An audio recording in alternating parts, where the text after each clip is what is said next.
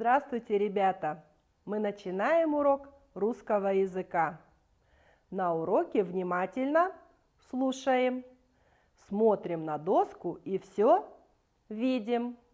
Выполняем задания и все запоминаем. Проверьте, пожалуйста, как вы готовы к уроку.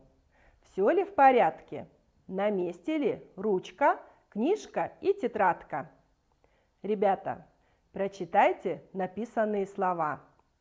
Писал, он, урок, подглядывает, тетрадь, прочитаем, мы. Разделите данные слова на 3 группы. Существительные, глаголы, местоимения. Давайте проверим. Существительные. Тетрадь, урок. Глаголы. Писал, подглядывает, прочитает. Местоимения. Он, мы. Хорошо. А сейчас разделите глаголы на 3 группы. Прочитаем. Настоящее время подглядывает, прошедшее время писал. Чтобы узнать тему нашего урока, предлагаю разгадать кроссворд. Для этого вам потребуется умение правильно ставить глагол в неопределенную форму и верно задавать к нему вопрос, что делать или сделать. Обращаться с просьбой, просить, прийти с опозданием, опоздать, относиться бережно к чему-либо, беречь, нести охрану, охранять, нести службу, служить, одержать победу, победить, сделать маленьким, уменьшить, покрасить в белый цвет, побелить, найти ответ, решить. Ребята, прочитайте, какое слово получилось в выделенном по вертикали столбце. Спряжение. Тема урока – спряжение глаголов.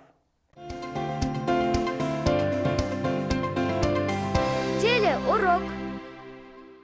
Сегодня на уроке вы узнаете, что такое спряжение глагола, какие глаголы спрягаются. Будем учиться определять лицо и число спрягаемых глаголов. Ребята, к нам на урок пришли гости, глагол и местоимение.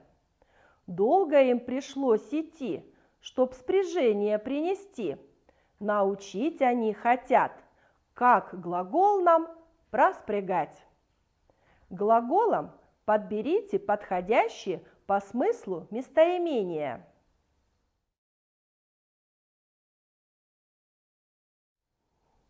Давайте проверим. Я считаю, ты считаешь, он, она считает, мы считаем, вы считаете, они считают. Определите лицо и число каждого местоимения.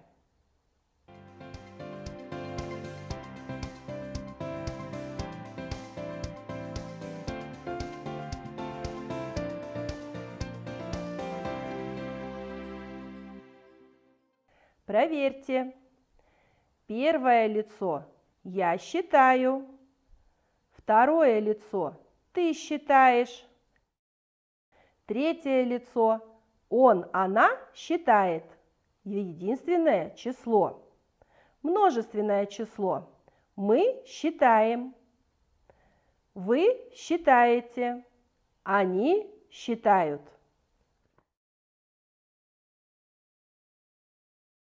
Как изменяется глагол? Ребята, сделаем вывод. Глаголы настоящего и будущего времени, как и личные местоимения, имеют форму лица. Глагол каждого лица имеет свое личное окончание. При изменении глагола по лицам изменяется и его личное окончание. Запомните. А сейчас изменим глаголы «иду» и «пойду» по лицам и числам. Сначала изменим глагол «настоящее время иду». Первое лицо, единственное число «я иду». Второе лицо, единственное число «ты идешь». Третье лицо, единственное число «он, она, оно идет». Первое лицо множественного числа «мы идем». Второе лицо множественное число «вы идете».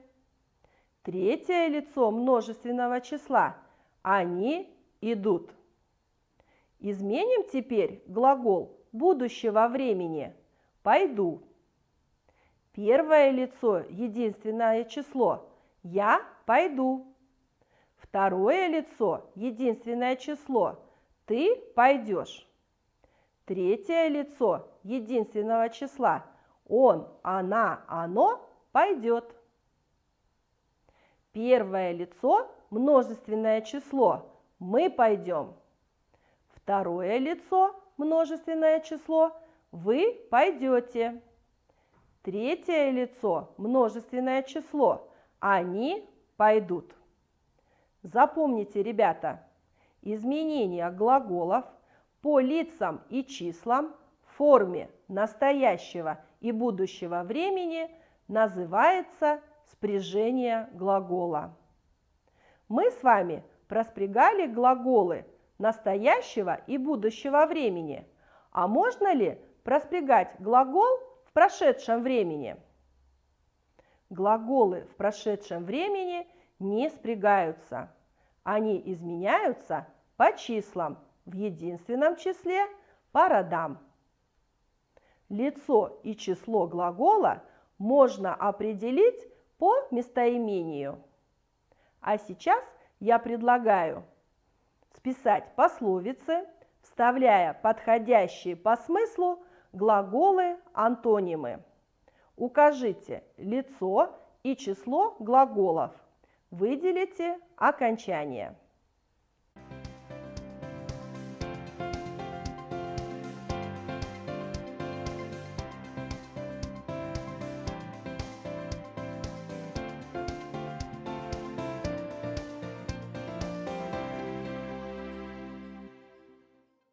На выполнение задания у вас будет 1 минута.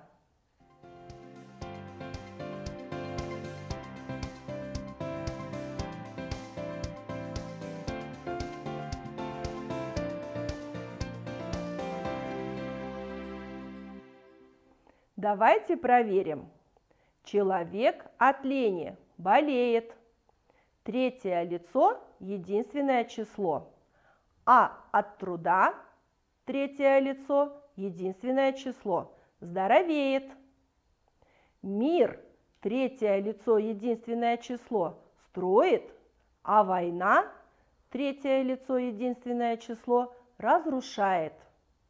Что, второе лицо, единственное число, посеешь, то и второе лицо, единственное число, пожнешь.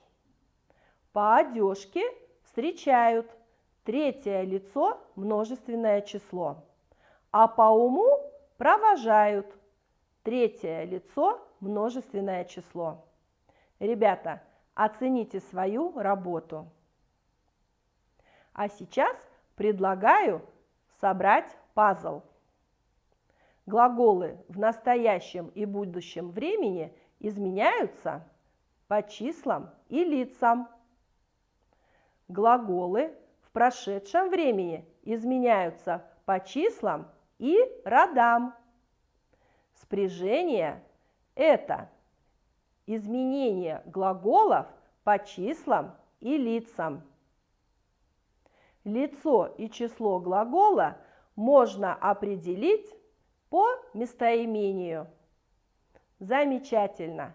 Я уверена, вы не допустили ошибки. Собрали пазл правильно. Ребята, предлагаю вам составить и записать небольшой рассказ после урока на тему «День рождения бабушки».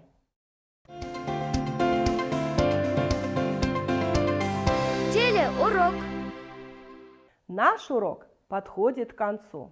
Ребята, оцените свою деятельность на уроке на лесенке знаний. Не понял. Понял все. Понял все и могу рассказать. Понял все и могу научить. На этом наш урок заканчивается. До новых встреч на уроках русского языка.